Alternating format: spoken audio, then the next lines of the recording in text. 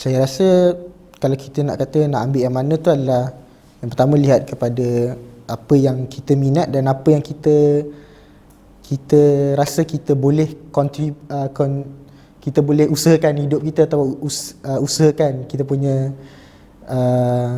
belajar kita tu ke arah benda tu lah. Maksudnya minat yang boleh drive kita ke arah tu kan.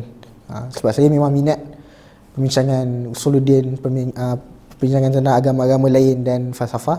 Sebab tu saya pergi ke arah sini kan. Orang lain mungkin ada berminat dengan perbincangan tentang muamalat, perbincangan tentang ibadat dan perbincangan lain yang sewaktu dengannya.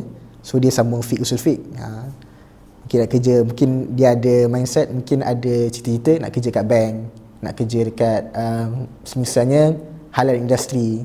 Bolehlah sambung usul fiqh ataupun halal industri, halal management kan.